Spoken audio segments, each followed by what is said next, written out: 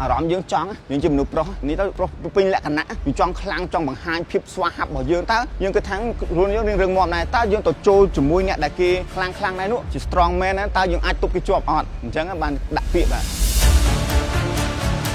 មកឈ្មោះកានសូរិនឌីណាអាយុ40ឆ្នាំមុខរបរអូតាក់ស៊ីស្ថិតថាខ្ញុំបរិយាភពមួយជក់វ៉ាមួយ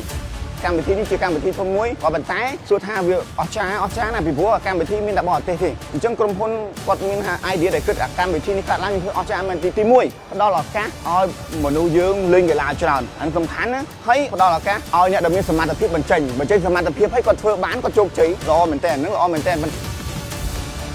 តាំងចិត្ត 100% បងយើងមកលេងយើងសង្ឃឹមប៉ុន្តែមិនដឹងថាអត្តពលិកមួយហ្នឹងសមត្ថភាពគាត់ខ្លាំងប៉ុណ្ណាប៉ុន្តែទោះបីថាគោលដៅយើងមកចង់ឈ្នះហើយបើសម្រាប់ខ្ញុំសុខចិត្តងាប់លើសាវៀននៅចង់ចាញ់ទេលុះត្រាតែខ្ញុំទៅលេងរួចបានខ្ញុំឈប់បើសិនខ្ញុំនៅវាទៅបានខ្ញុំនៅតែវាចាអូនសម្លាញ់បងនឹងយកភាពជោគជ័យឲ្យបានអូន Yes ណាលើខ្លាចជាម្ចាស់ជើងឯកកម្លាំងគោជុល Red Bull Power ជាមួយនឹងទឹកប្រាក់100លានរៀលកម្លាំងគោជុល Red Bull Power